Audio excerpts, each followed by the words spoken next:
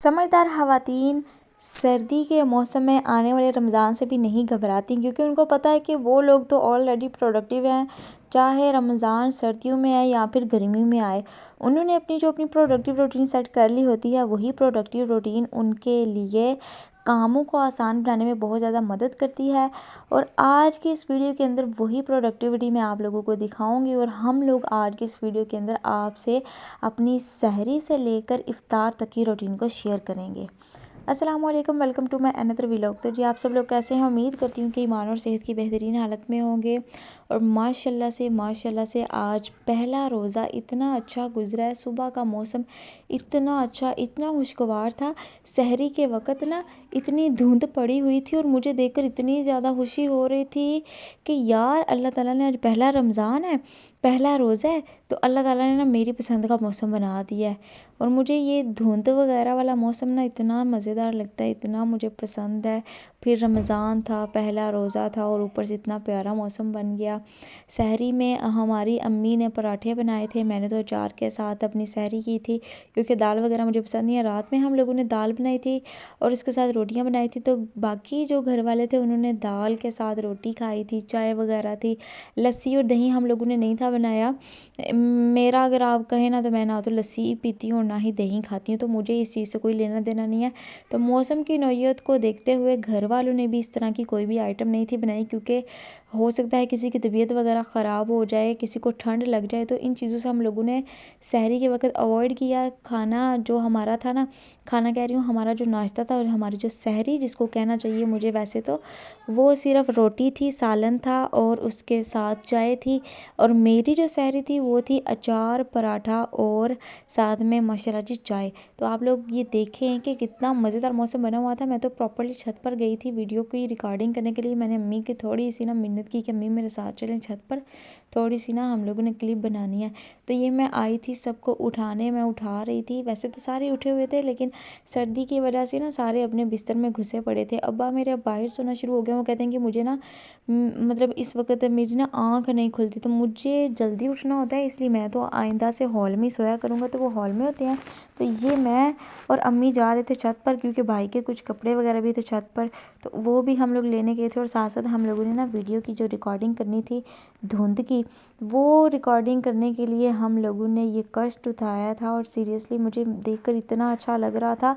मेरी ज़िंदगी में ना ये पहली मर्तबा ऐसा हुआ है कि सर्दियों का रमज़ान आया है। और मेरी अम्मी कहती हैं कि 35 साल पहले या फिर 36 साल आई थिंक पहले आए थे रोज़े सर्दियों में। तो हमारे लिए ना ये बहुत बड़ा गिफ्ट है। अल्लाह ताला ने हम लोगों को रमज़ान के महीने तक पहुंचाया। और फिर अल्लाह ताला ने हम लोगों के अंदर, हम लोगों का जो जिस्म है उसके अंदर इतनी ताकत रखी है कि हम लोग रोज़े की सख्ती को बर्दाश्त कर सकें। बाज़ लोग मैंने देखा है वो कहते हैं कि जी नहीं, हमसे तो रोज़ा नहीं रखा जाएगा, मुझसे तो रखा ही नहीं जाता, मुझसे तो भूख ही नहीं बर्दाश्त होती। जब आप अल्लाह ताला की रहमत हासिल करने के लिए, ठीक है, और ख़ालिस अल्लाह ताला की रज़ा के लिए रोज़ा रखते हैं ना, तो अल्लाह ताला आपको सब्र भी अता फ़रमा देता है। अल्लाह ताला तो कहता है कि रोज़ा ख़ालिस मेरे लिए है और मैं ही इसका अजर दूँगा। और बेशक अल्लाह ताला की ज़ात ही अजर देने वाली है, सवाब देने वाली भी वही है, सब्र देने वाली भी अल्लाह ताला की ज़ात है। आज तो मेरा वैसे ना गला ड्राई हो गया था, मेरा नहीं, आप ही भी कह रहे थे कि मेरा भी गला ड्राई हो गया। और ऑनेस्टली मैं आप लोगों को बताऊं, ये हम लोगों का जब इफ़्तार का टाइम आया ना, हम लोग इफ़्तारी बनाना शुरू हुए। मैं और आपी, अम्मी को कुछ काम था, अम्मी हमारे मुन्ने को लेकर वहाँ गए हुए थे, तो मैंने और मेरी बड़ी आपी ने मिलकर इफ़्तारी बनाई। इफ़्तारी में हम लोगों ने ये शलजम को गोश्त नहीं, गोश्त कहने वाली थी, शलजम, और इसको कहते हैं पालक। हाँ, शलजम पालक हम लोगों ने सालन बनाया था। उसके साथ हम लोगों ने बनाए थे शामी कबाब। शामी कबाब के साथ हम लोगों ने बनाए थे होममेड बर्गर।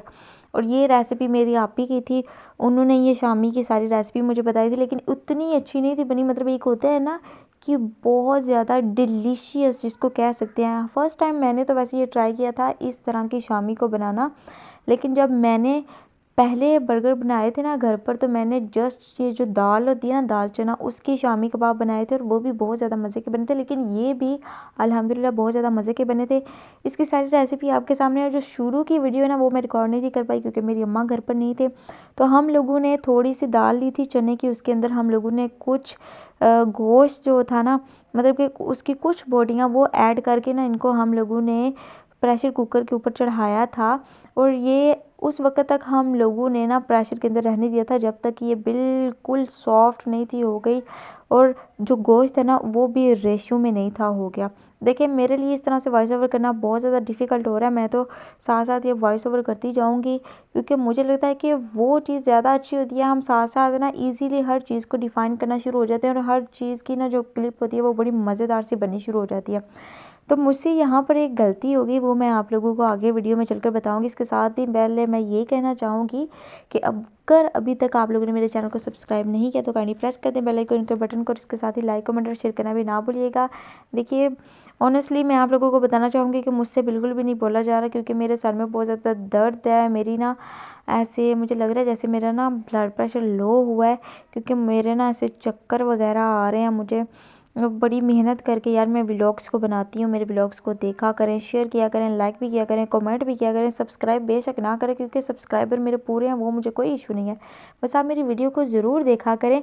और इसके साथ ही मैं कहना चाहूँगी कि मैंने असमाउल हुस्ना का जो कोर्स स्टार्ट करवाया है उसके अंदर भी आप लोग ज्वाइनिंग करें, क्योंकि देखिए बार बार या फिर मे बी कि अगला रमज़ान हम लोगों की ज़िंदगी में हो या ना हो, तो कोशिश करें कि इस रमज़ान को ना बेहतरीन रमज़ान बनाएं और ये समझें कि हम शायद हमारा आखिरी रमज़ान हो, तो इसको बेहतरीन बनाने की कोशिश करें।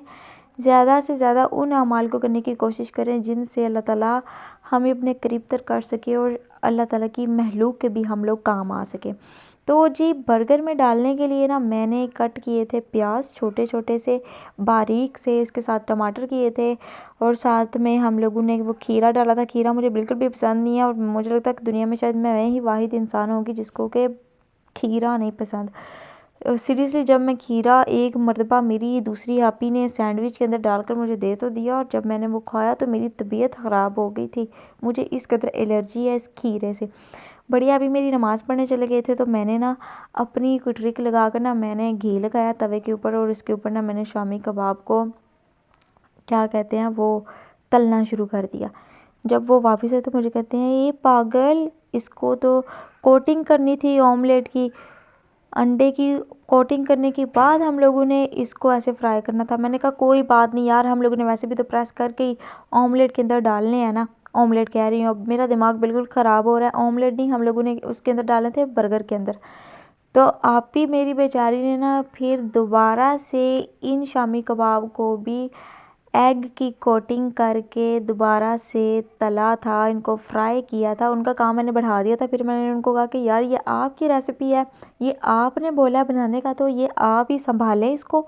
मैं तो लगी हूँ साथ में चावल बनाने, क्योंकि आज हम लोगों ने जो इफ़्तार बनाई थी ना, इफ़्तार में हम लोगों की क्या क्या डिशेस थी वो मैं आपको बता देती हूँ। हम लोगों ने बनाया था शलजम पालक, उसके साथ चावल बनाए थे, साथ में शामी कबाब थे और साथ में होममेड बर्गर्स थे।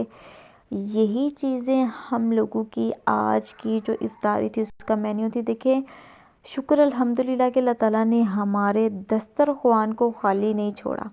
अल्हम्दुलिल्लाह अल्हम्दुलिल्लाह बहुत से लोगों से हम लोग बेहतरीन खा रहे हैं और ये अल्लाह ताला का बहुत बड़ा एहसान है हम पर कि उसने इस रमज़ान में हमारे दस्तरख़्वान को खाली नहीं छुड़वाया।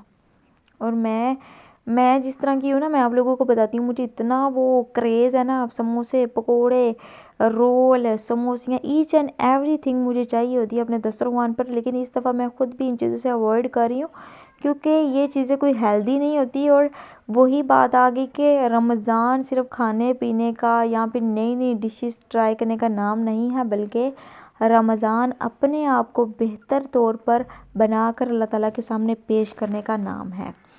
तो जी मेरी बड़ी आपी ने बहुत ही अच्छे तरीके और सलीके से शामी कबाब बनाए थे और इनकी कोटिंग इतनी नीट थी ना, मैं आपको क्या बताऊं।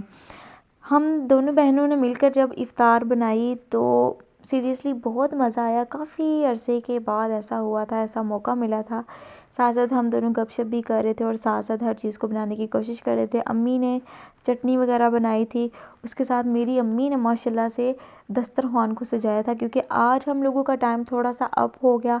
हम अभी किचन में ही थे लेकिन माशाल्लाह से हम लोगों का दस्तरख़्वान सारा सज चुका था, हर चीज़ वहाँ पर मौजूद थी। बस ये था कि हम दोनों मौजूद नहीं थे, मैं और मेरी बड़ी आपी। बाकी हम लोगों ने ना टाइम पर इफ्तार को बनाने की कोशिश की थी। फर्स्ट डे था इसलिए थोड़ा ऊपर नीचे टाइम हो गया, लेकिन इंशाल्लाह ताला जो कल से हम लोगों की रूटीन होगी ना वो और मज़ेदार होगी। और मैं आप लोगों को एक और मज़ेदार सी बात बतानी चाहूँगी यहाँ पर, बात बतानी चाहूँगी, हाँ मैंने सही लाइन बोली थी, मैं वैसे जस्ट कंफ्यूज हो गई थी।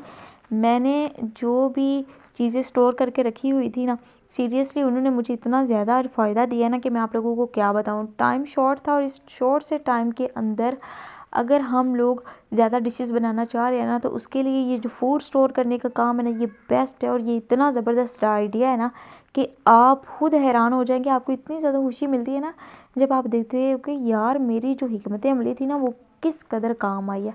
तो यार जब सालन बनाने के लिए मैंने वो टमाटर का पेस्ट डाला था ना 2 चम्मच उसके अंदर, तो मुझे इतनी ज़्यादा खुशी हो रही थी ना कि यार देखो मैंने कितनी रात को मतलब कि अक्ल लड़ाई थी और कितना मैंने अच्छा काम किया था कि ये चीज़ें मैंने पहले से तैयार करके रख ली थी। लेकिन मैं आपको बताना चाहूँगी कि प्याज को हम लोग ज़्यादा देर तक स्टोर नहीं कर सकते। 2-3 दिन के लिए आप प्याज को जस्ट स्टोर कर सकते हैं, और मैंने सिर्फ इतना ही पैकेट में रखा था जो कि 2-3 दिन के अंदर ही ख़त्म हो जाए।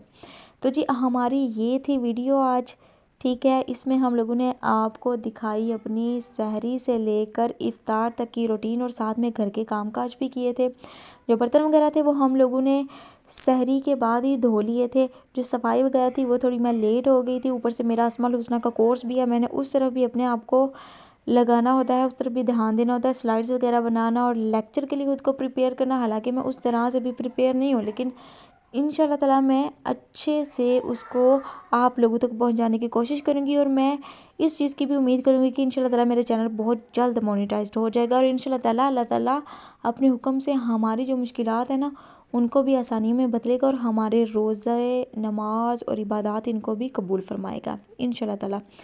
तो जी मिलते हैं नेक्स्ट वीडियो में एक रेसिपी के साथ, एक नई इफ्तार मेन्यू के साथ, एक मज़ेदार से टॉपिक के साथ, और इस उम्मीद के साथ कि हमारे जो आने वाले दिन और आने वाले हालात हैं वो आज के हालात से इंशाल्लाह ताला बेहतर नहीं बेहतरीन होंगे। तो रखिएगा अपना, अपने वालिदैन को और अपने प्यारों का ढेर सारा ख्याल। टेक केयर, अल्लाह हाफिज़, अस्सलामु अलैकुम वरहमतुल्लाहि वबरकातुहू।